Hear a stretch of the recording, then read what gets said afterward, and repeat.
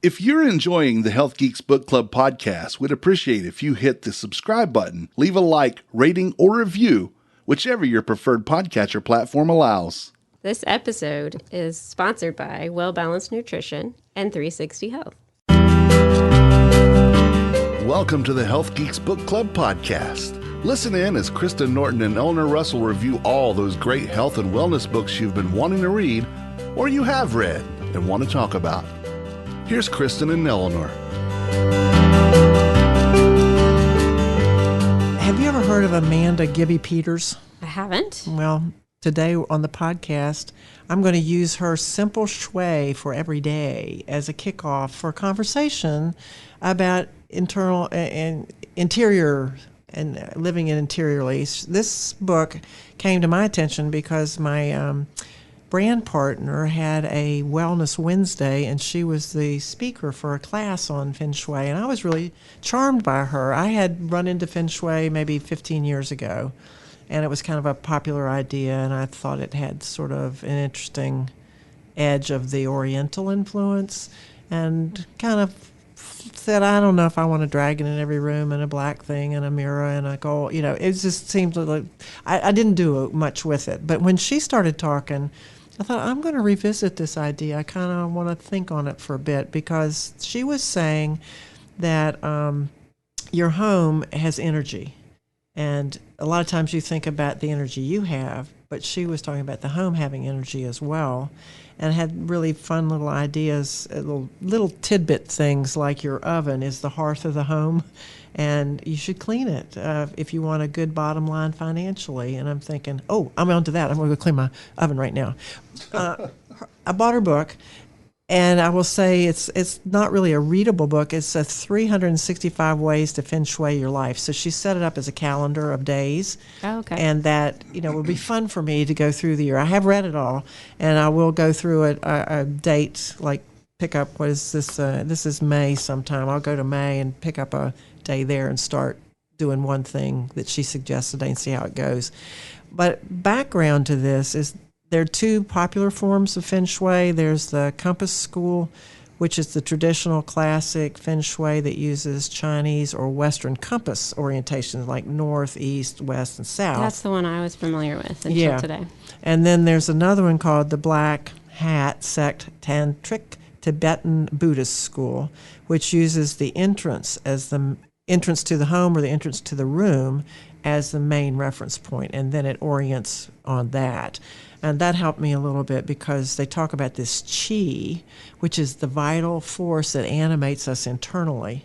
And so what we're working with is these energy fields, and the positions evidently have some influence on that flow, and that rushing things or straight edges are like negative energy, because in nature there's no real straight line that lasts for very long. It always curves. And so the more curves we have around us, the more the energy will flow. Do I sound woo-hoo yet? Interesting. Am I getting woo-woo? Yeah. Okay. A little bit. Mm-hmm. But I'm kind of like... Ain't nothing wrong with some woo-woo. Oh, okay. All right. So... Well, I can get on board with the fact that your home environment can definitely affect your health and well-being. And I like that Feng Shui helps you harmonize with your surroundings. And I think it's important. Like, if we are stuck in life, we can often look around and maybe spruce up our home environment, and that can just open up some energy for us. Yeah, and don't all the organizational wellness folks say clutter just is negative space? It doesn't allow for opportunity to come if you have a lot of clutter. Exactly. Too much clutter and stuff can make us feel limited, or it could hold us back. So one of my favorite authors, Gretchen Rubin, has a book called Outer Order, Inner Calm. And she goes through ways to decrease clutter. And it's a little bit like this everyday, simple shui every day, in that it's just like little chunks at a time of what you can do.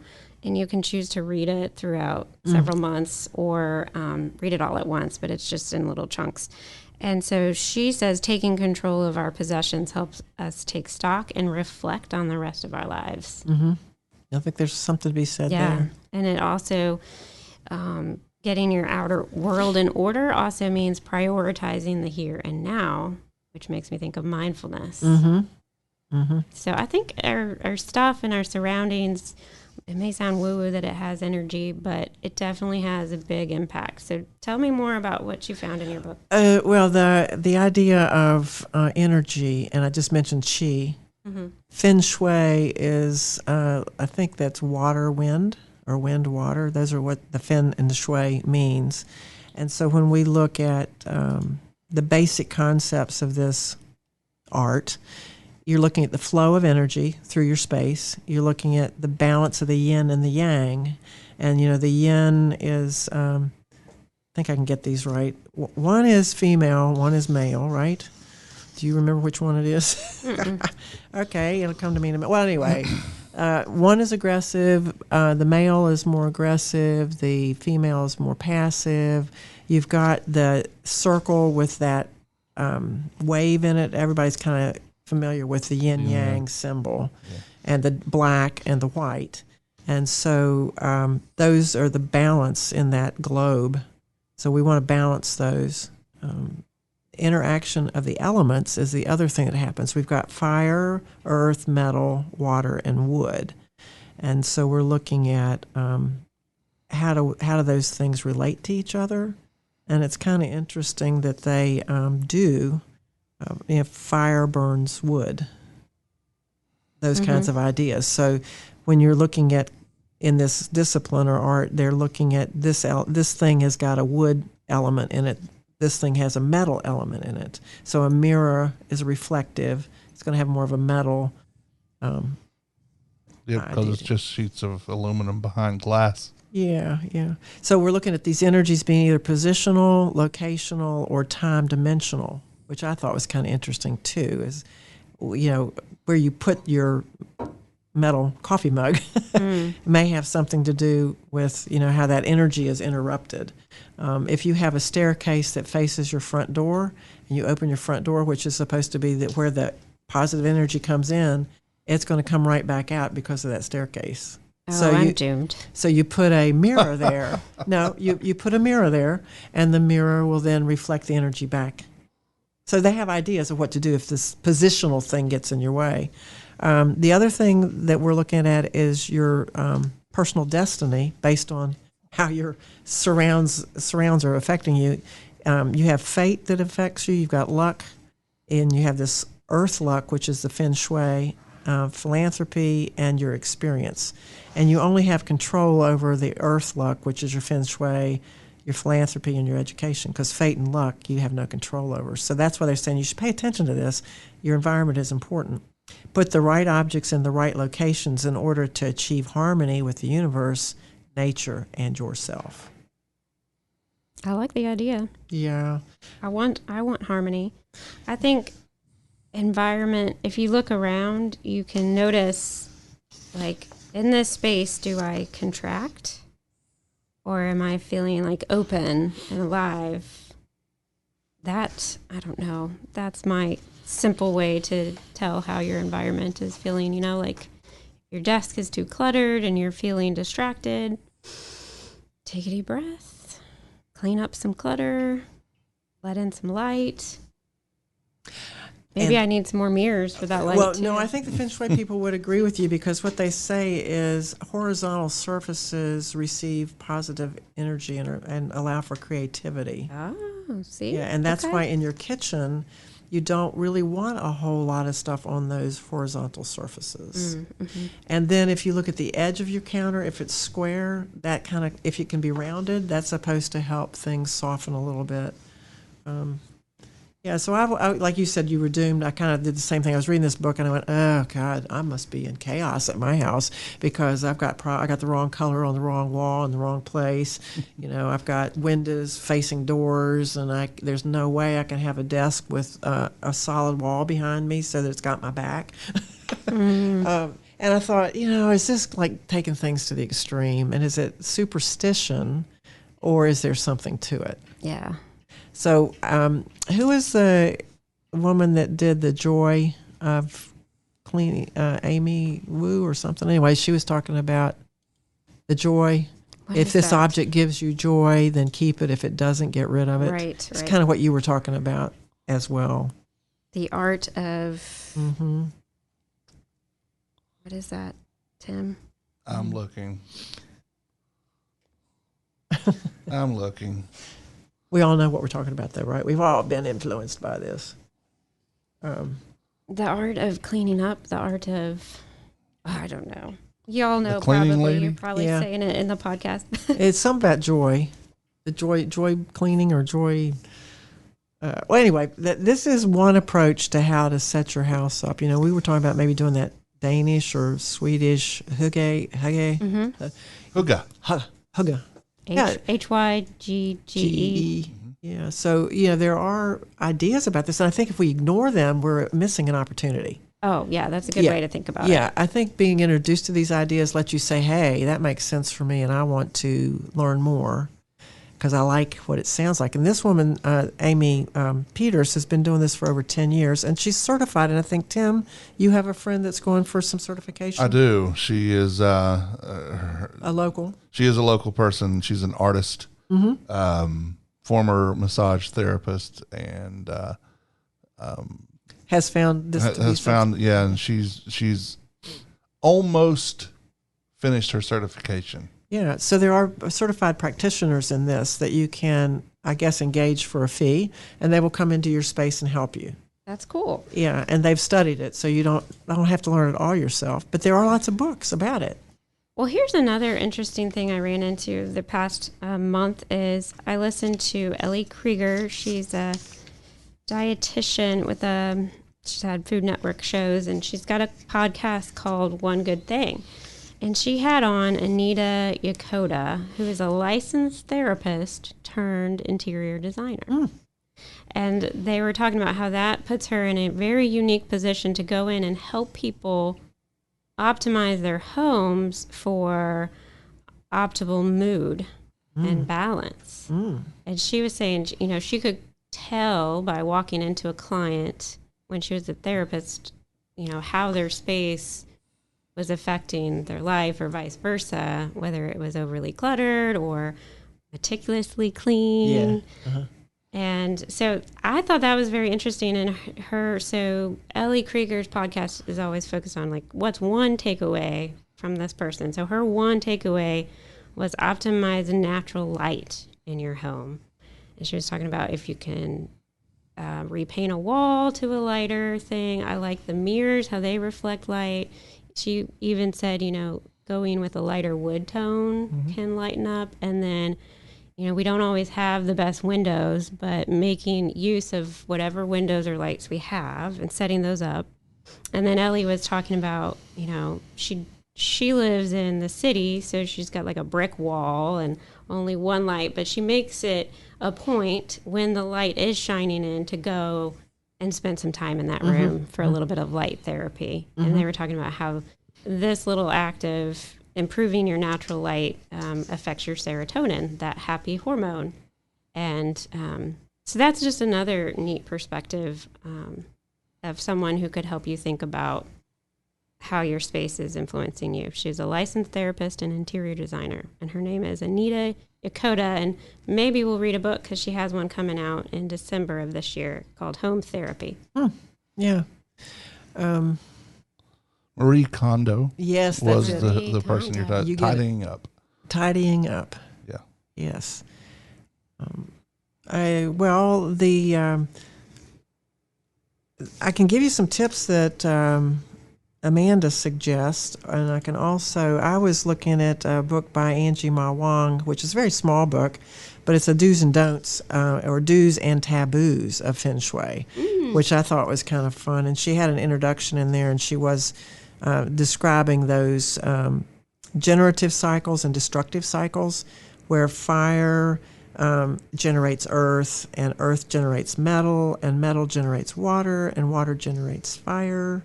And then it that's all generative. And then the destructive is what I was mentioning about fire melts metal, metal cuts wood, wood moves earth, earth dams water, water puts out fires. rock, paper, scissors. It is, isn't it? We could play a game.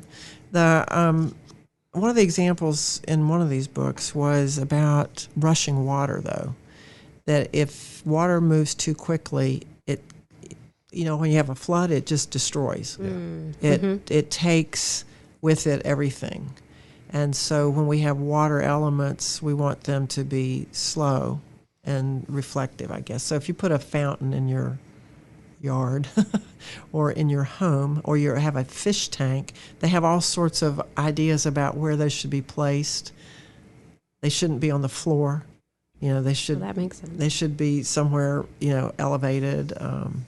On a stand or something. I guess, yeah. Is there anything about plants? Because ever since we read Forest Bathing, and they had some statistics on, bringing plants indoors, and even a picture of a plant can improve and make your impact. So I think I have increased the plants, whether fake or real, in my house tenfold. Yes, and Amanda says in the Simple Shui, fresh flowers, but if you can't have fresh flowers, make sure you get a really artificial one that looks real, doesn't look, but then you have to dust it. She says sometimes we forget to take care of the ones that are not fresh. And so that's the second best, but if you're going to do it, then you have to take care of them, because if they get dirty, that's not good. You want to take care of them. Yeah. And she talks about gifting. Taking an empty pitcher to someone is a nice gift because it can be filled. But you also could put flowers in it so that you have a double gift when you're taking it to someone. It's a double positive vibration that the gift continues to give after the flowers are gone, but the flowers bring what you're talking about with them. Okay. Life. Do combine a single lotus blossom with a bud to represent the ideal partnership. The lotus flower is the ultimate symbol of Buddhism and represents purity, joy, and perfection. Because its exquisite blossoms grow from the mud at the bottom of ditches, lakes, and ponds, it exemplifies the possibility that perfection can come from impurity. And that, so when I think these people are just having you look at these things with a different perspective. Instead of just passing by things, stop and appreciate. And that's what the forest bathing was doing too. It's like stop, engage your senses.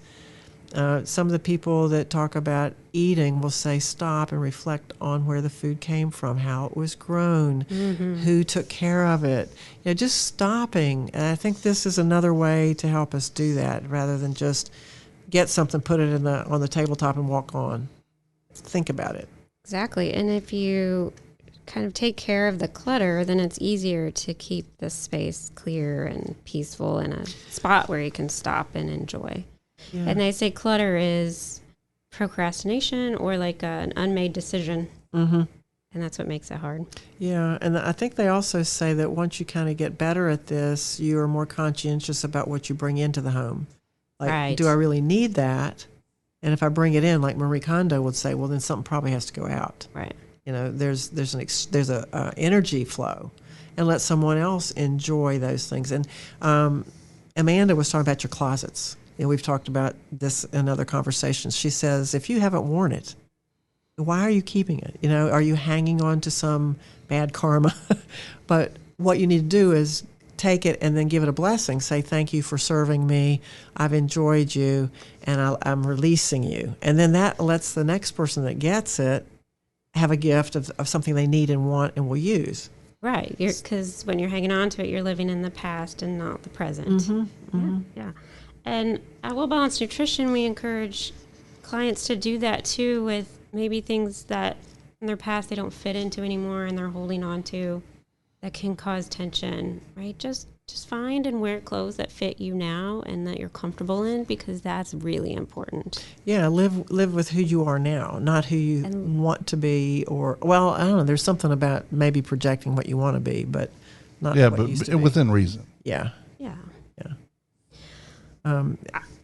Go ahead. So there's an interesting thing I want to bring up real quick, is that along with this whole like declutter trend or rush and minimalist, this whole concept kind of comes about in different ways. There's this company called the Home Edit. Have you heard of the Home Edit? Tell me about it. They have a Netflix show. They have a very popular Instagram feed. And now they have products out in Walmart and the Container Store. But here's the catch. We just talked about environmental wellness. Yes. So their whole... You mean in our book that we were talking about, Simply Living Well. Simply Living Well in another podcast episode. And so their whole premise is these clear plastic bins. So you get rid of the stuff that you don't need, then you reorganize it, and you put it in all of these clear plastics. So you take food out of its container, throw that away, and then you put it into this clear plastic bin. That cost about $20. The bins, yes. Yes, they're expensive. It's expensive to get that kind of stuff. So it's like, oh, I like that look, and they have everything like color-coded and rainbow. So it's interesting the extremes you could go into here with this and how that might not be so environmentally friendly or budget friendly. Right, and that idea of wellness being all of these things, not just one. And so when we focus on organization maybe, or, I want things in my refrigerator to be, I've seen people do this where they have those plastic things and it's like a block of plastic. You open the refrigerator and there it all is in, right. in That's containers. Home edit style. Yeah. And it's like, I don't know about that. So, yeah, I think we do have to be conscientious about bringing plastic in and swapping out the plastic for sure. Yeah, it's just interesting. Yeah. Well, talking about the citrus and you put the tomatoes or the oranges in something. Feng Shui say oranges are really important. You should have a bowl of them out. That is a very positive energy. Oh, good. And that idea of getting fruit so that you can eat it, nutritionally, if you don't see it, you won't eat it. So having the fruit out is a good idea. Right. Just on a bowl on your counter. And love it. Yeah, yes. And not buy too much because you don't want it to go bad before it can get eaten. So that idea of how much do we do brings you into a rhythm as well. Yeah. It's all about balance. It is. It's all about balance. You were talking about light and windows, and I did want to refer to one thing Amanda talks about is if you're going to have windows, you need to have clean windows because they're the eyes of your home and symbolic of our ability to see things clearly. So at 360health4u.com, I have a really easy way to help you get your windows clean, and then the eyes of your home will allow this positive energy in. And once we learn more about what to do with the things in our homes and where to put them, and I think that's going to take a certification or a consult with a professional. And I'm not one of those. No, but you have some cool like spring cleaning challenges you do sometimes in your community, right? Yes, I do. I think, just a good spring cleaning could help us lift our mood and clear out our space. So I'm feeling inspired. Yeah. I'm going to go spring clean some areas in my home.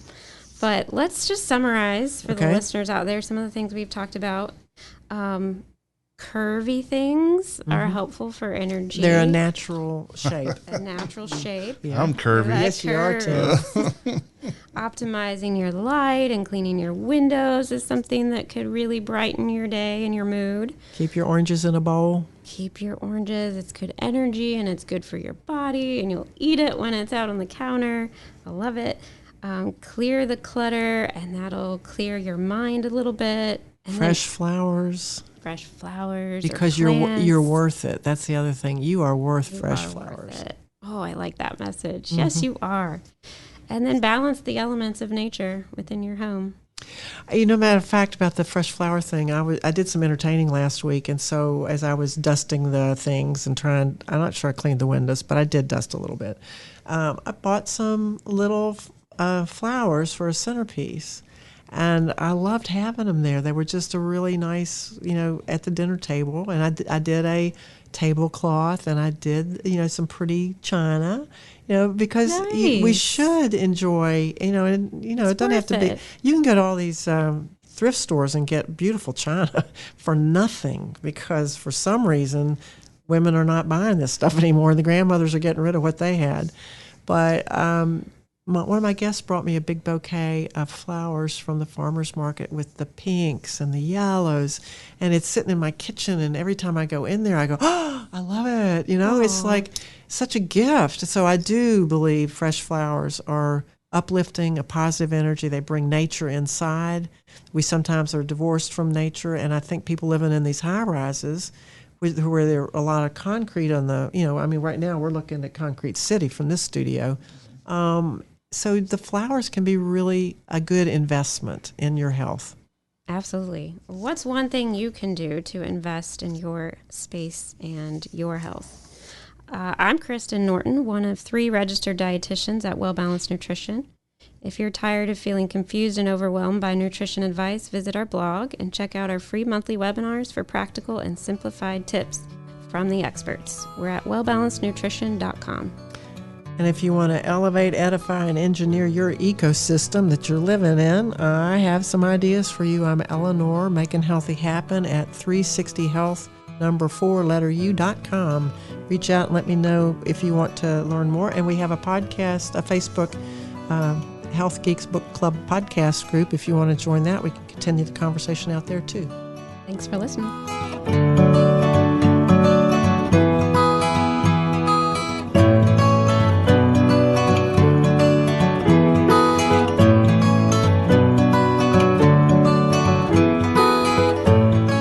Views and opinions stated in this podcast are solely those of the contributors and are not necessarily those of our distributors or hosting company.